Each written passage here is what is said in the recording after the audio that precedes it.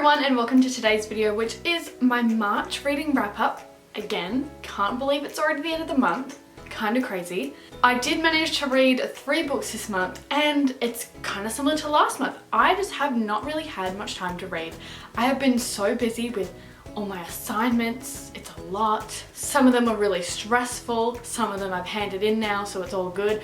Also, I have a bandage. I just donated blood. So I've been kind of busy.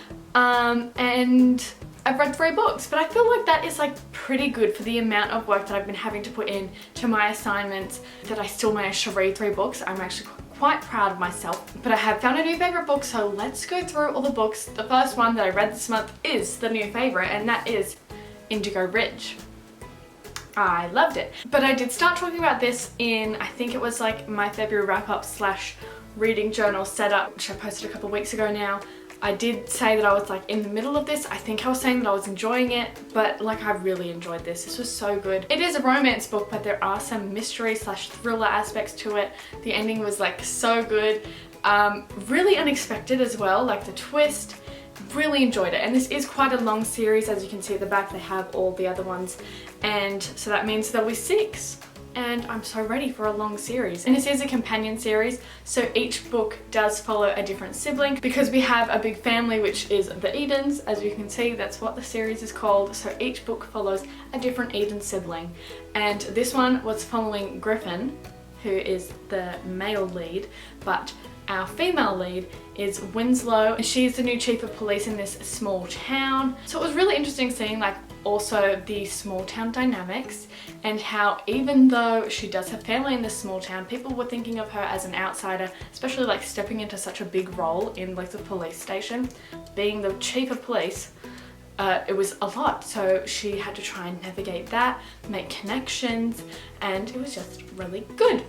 I don't really want to say too much of what the mystery aspect is, just because that's so interesting to read about as well. But since she is the chief of police, she is investigating something, and then it kind of goes on from there. And it was so good. Really enjoyed it. Cannot wait to read the rest of these. I will literally have to go to the bookshops immediately to try and track down the rest of the series because it is that good.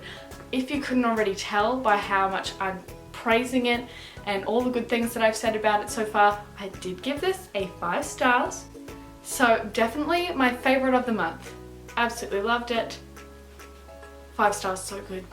So good. And then the next book I read was the Book Talk Book Club's Book of the Month pick for March, which was A Deadly Education, and I did read this on audiobook. And I don't know if that's why I was like having some trouble with it. Not that it was bad, I just thought it was like kind of confusing in some bits.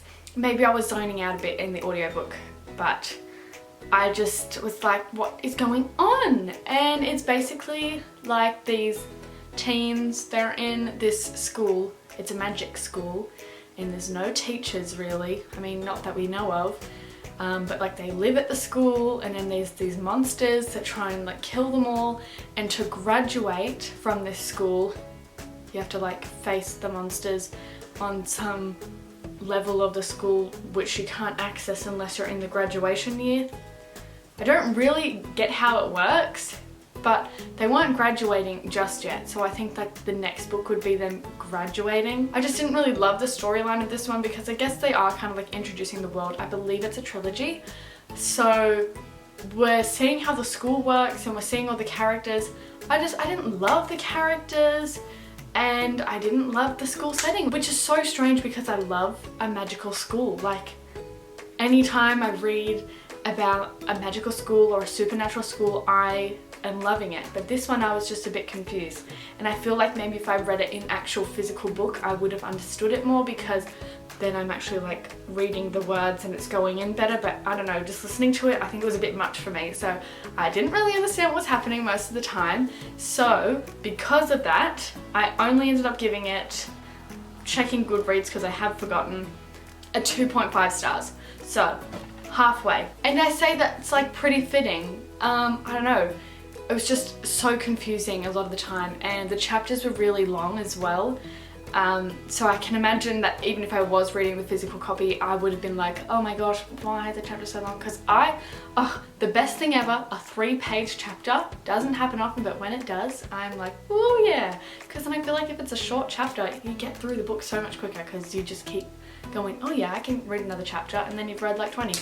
But this, the chapters would have been like a lot of pages, because sometimes like on the audiobook the chapters were 50 minutes or so. It was hard to concentrate for that long. So I just didn't love that aspect of it as well. I feel like I can do an audiobook if it's a romance book or a mystery, because I feel like I will listen more for those. Like a romance book, you don't really have to listen a lot at all, so that's fine if you do zone out for a bit. But with a mystery book, I'm like, yes, give me all the answers to this mystery. But the fantasy, I was just like, look, I'm confused.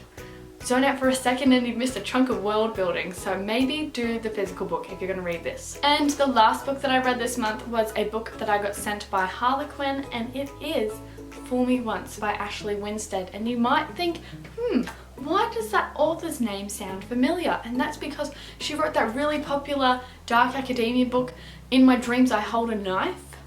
Did not know, but this is a romance book, completely different vibe. I have not read this book, but I've heard good things, so I was really excited to read this. I believe she also had another romance book, I think it was last year, called The Boyfriend Candidate, I think.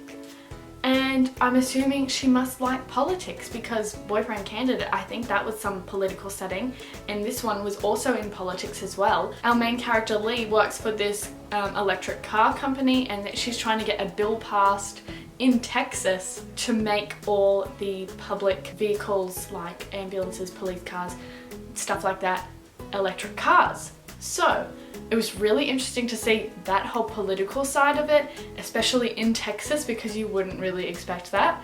Obviously this is fiction, so. But yeah, really interesting to read about that bit. However, didn't love the characters, didn't love Lee. She is like quite a questionable character.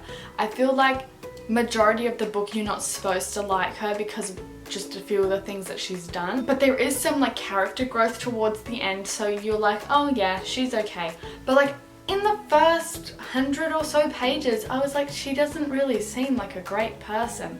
I don't know if I'm meant to be liking this character or not, but it was an interesting book, fun romance with political aspects, and it was really interesting to see how they like did those campaigns as well, which I really enjoyed. So it was good, but the only aspects I didn't like was the characters, which I guess is a big part of the story. If you don't like a character, you're probably not gonna like the book. Not that she was terrible, she just had some questionable life choices, but she's working through it, okay? And so with that all in mind, I ended up giving this a 2.5 also, but I also feel like I could probably bump it up to a 2.75/3 stars, because I did like this better than A Deadly Education.